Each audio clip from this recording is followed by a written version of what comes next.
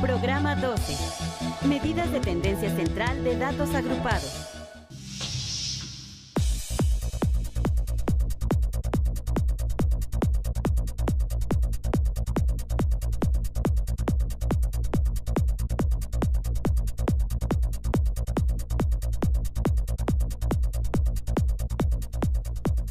Cuando hemos recopilado un conjunto de datos y necesitamos obtener alguna información de ellos, podemos recurrir a las medidas de tendencia central, que son la media aritmética, la mediana y la moda.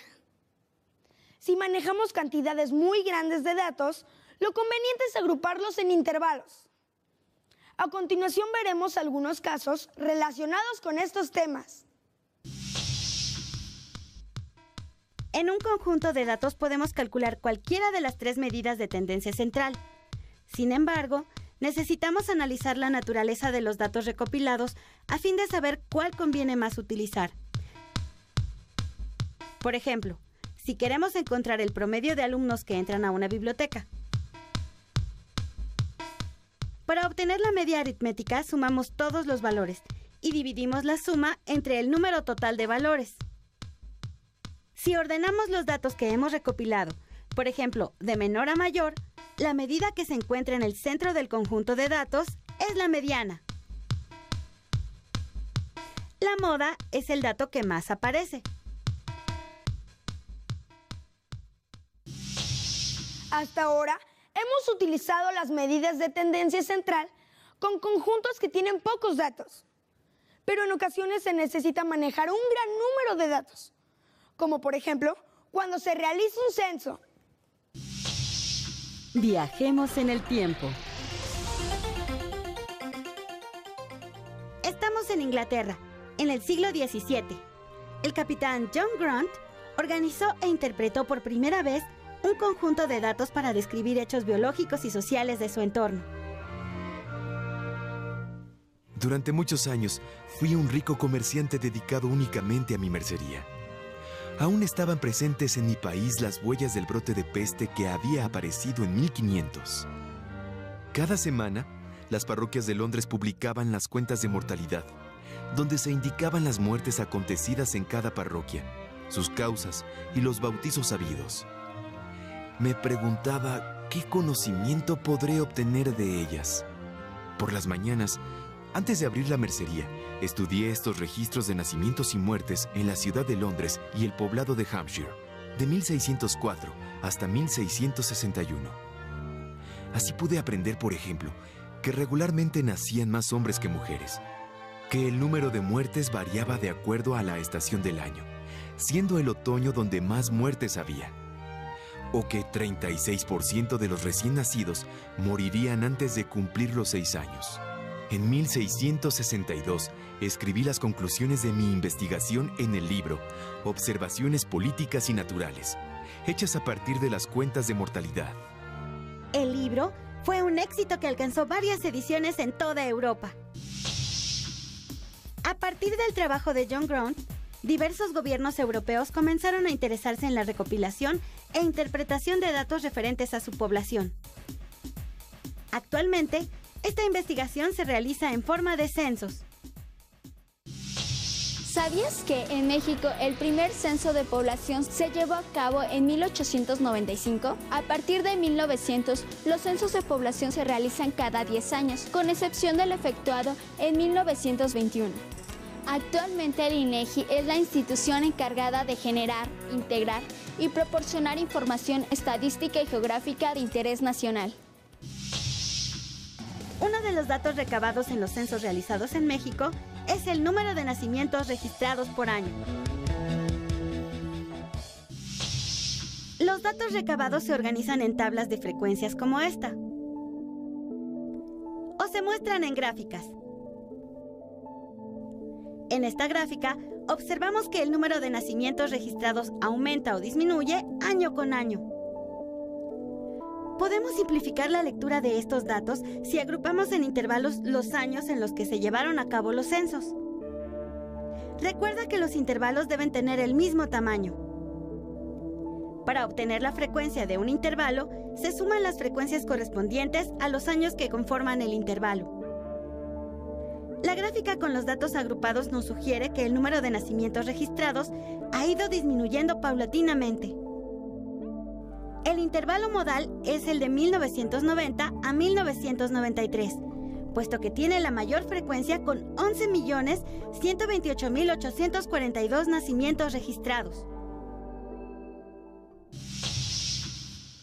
Cuando tenemos datos agrupados, necesitamos algunas consideraciones para obtener las medidas de tendencia central. Es importante tenerlas en mente, sobre todo si no podemos acceder directamente a los datos antes de ser agrupados. La recopilación de datos permite el análisis de diferentes fenómenos como el estado del tiempo. El clima se monitorea en una estación meteorológica mediante termómetros, pluviómetros, barómetros y otros instrumentos. Estamos con el doctor en Ciencias de la Atmósfera, Víctor Magaña Rueda, quien nos contará aspectos relacionados con el clima. Doctor, ¿qué se mide en una estación meteorológica y cómo se hace? Una estación meteorológica mide condiciones de la atmósfera como son temperatura, vientos, presión, humedad y precipitación cuando se presentan eventos de lluvia. Como lo hace es que periódicamente captura las señales con un termómetro, con un higrómetro, con un anemómetro, con una veleta, y de esa forma va registrando cómo evolucionan los parámetros que definimos como el tiempo atmosférico. Doctor, ¿cómo se aplican las medidas de tendencia central para describir el clima? Algo que nos interesa en el clima es tratar de saber cuáles son los valores característicos de una condición. Por ejemplo, en el caso de la temperatura, medimos todos los días y varía de un día para otro. Sin embargo, cuando obtenemos el promedio, nos da un valor que caracteriza a ese mes o a esa estación. En el caso del invierno, por ejemplo, la temperatura promedio que esperaríamos sería del orden de unos 12 grados, mientras que para el caso de las primaveras, la época más caliente en el caso de la Ciudad de México, es del orden de 22 grados centígrados. La tendencia central que aplicamos en el caso de la temperatura es la media aritmética. Sin embargo, para otras variables se puede utilizar otra medida. En la precipitación utilizamos la mediana y en el caso de los vientos utilizamos la moda. Supongamos que queremos presentar los datos obtenidos en un mes por una estación meteorológica. Podemos organizar los datos en una tabla que especifique los días y las lecturas que se obtuvieron de cada instrumento de medición. También podemos hacer una gráfica, por ejemplo, de la precipitación pluvial por día que cae durante un mes. El eje vertical corresponderá al número de días en que cayó determinada cantidad de lluvia. Estos valores van de 0 a 31. Y en el eje horizontal especificaremos el nivel de precipitación que se registró. El nivel de precipitación mínimo registrado fue de 0 milímetros y el máximo fue de 24.9. Dividamos el conjunto de datos en 5 intervalos. Recordemos que los intervalos deben ser del mismo tamaño. Así, de acuerdo a los valores de la tabla de frecuencias, construimos la gráfica. Para conocer el clima de una región determinada, no basta con recopilar la información, también debemos saber interpretarla. Por ejemplo, si requerimos conocer el promedio mensual de precipitaciones.